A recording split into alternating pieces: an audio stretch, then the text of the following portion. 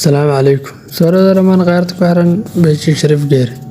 Waxaan rabaa in la wadaago qayb ka mid ah muuqaaladii aan horey kuu soo gudbin jiray ee ku saabsanaa tuugada wax dhacayda. Qaybtan waxaan ku eegi doonaa dhowr qaybood oo kala duwan ka kooban tahay. Waa tuugo wax dhacayda, haddana aan adeegsayn hub iyo wax la mid ah, kaliya farsamo un adeegsaday. Ninkan wuxuu yimid dukaan ama meel elektaroonig taleefannada lagu iibsho, kadibna wuxuu weydiiyay yarkii meesha iibinayay inuu tuso taleefannada uu iibiyo.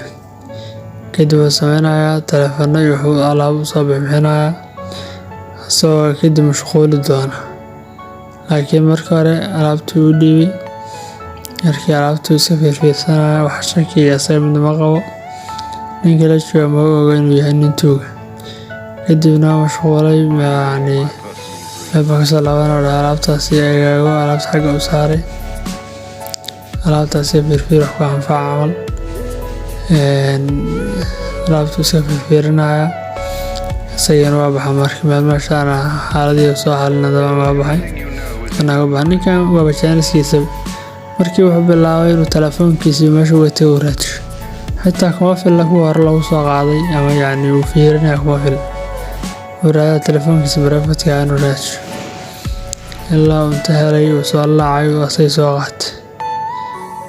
Telefoonkiisa uu jeebka ka gashaday. Kuwii kalena wax ka anfaca ka qaadanaya. Ka qaatay. Tartiibtiisu waa iska adeegaan, ninkan nin degdeg mid ku jira maaha. Alaabtiisu soo qabsaday bis khalaas waa baxa.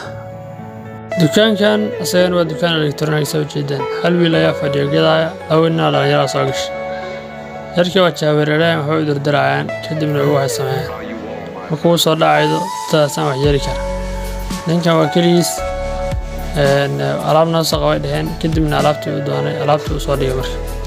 Waa fiirinayaan, alaabtan ma fiican camal, qaarbaan dad wax gadaa oo la saaxiibay dadkan dad ujeedka leeyahay. Aad u fiiriyaan qiimaha ixsaas u weydiiyay. Kadib maxay sameeyaan? Ma aaminaysid saana dad tuugo wax u dhacda. Alaabtii fiirsheen geeso u geediyeen sida alaabtii gargaray camal. Kadib mid ayaga ka mid ah ayaa wuxuu dhahay alaabtaas noo soo qabo. Meel fog wax wada rafiir. Telefoon wuxuu soo dhacay camal iska dhiga.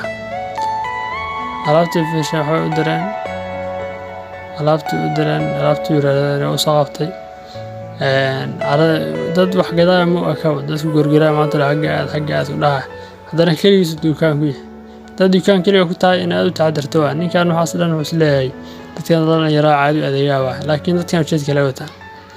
Bal la daawo waxay sameeyaan.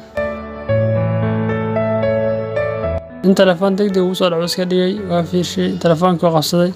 Alaabta si degdeg alaabtii aaday khalaas ay sameeyeen wixii dhamma qaateen, waa gooyeen waa bixeen. Taas oo ninka alaabtii iska maqan. Alaabtii ninka haduu keenay ninkii alaabtii lama arkin ninka roob. Dukaankan ka tagi karo waa kaliis. Fadlan video share like sar muuqaalka la wadaag asxaabtada page follow dhamaad.